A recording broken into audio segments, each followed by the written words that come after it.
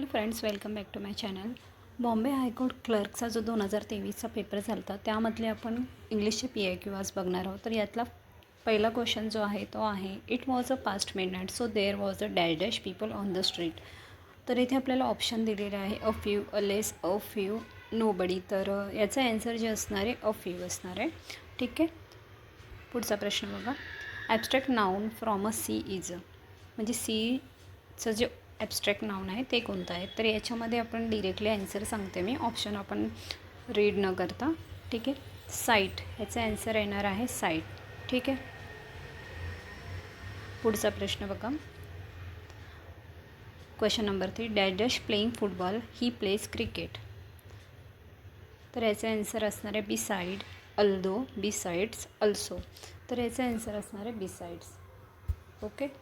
पुढचा प्रश्न, he fill the glass with water to the, म्हणजे त्याने पाण्याचा ग्लास, जसं आपण बोलतो ना पाण्याचा ग्लास हा काठोकाठ भरला आहे, तर त्याला इंग्लिशमध्ये काय बोलतात. तर इथे येणार बघा, ऑप्शनमध्ये ॲन्सर येणार आहे त्याचा ब्रिम, त्याला म्हणतात ब्रिम. त्याचा ॲन्सर आहे ब्रिम.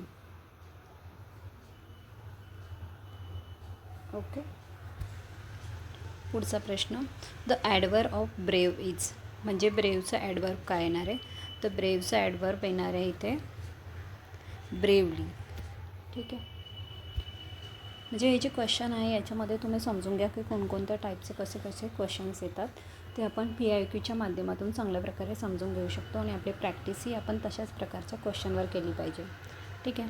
पुढचा प्रश्न 6 नंबरचा, come what may I shall adhere dash dash my principal. तर याचा ॲन्सर आहे टू. ठीक आहे. टू इथे जो आहे म्हणजे वापर केला आहे अदेर, म्हणजे टू माय प्रिन्सिपल, म्हणजे चिकटून राहणे, एखाद्या गोष्टीशी स्टिक होणे. ओके. पुढे, the book is not only interesting but also, याचा ॲन्सर आहे इन्स्ट्रक्टिव्ह, म्हणजे बुक जी फक्त इन्स्ट्रक्टिव्ह म्हणजे इंटरेस्टिंग नाही आहे फक्त, पण इन्स्ट्रक्टिव्हसुद्धा आहे. तर इन्स्ट्रक्टिव्हचा अर्थ होता की त्याच्यामधून खूप सगळी आपल्याला माहिती भेटते. ठीक आहे.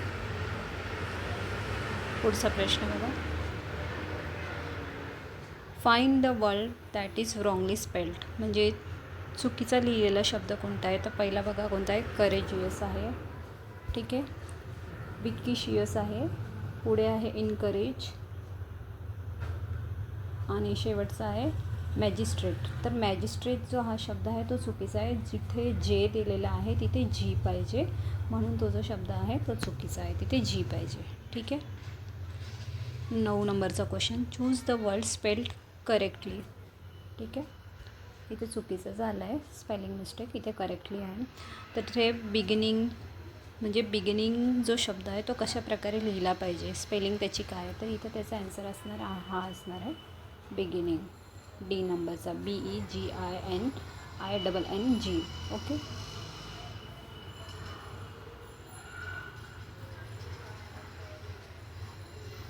10 नंबरचा क्वेश्चन बघा. The sound produce by cow is, म्हणजे काऊ म्हणजे गाय जो आवाज काढते त्याला इंग्लिशमध्ये काय बोलतात. तर त्याला बघा काय बोलतात, त्याला बोलतात लो.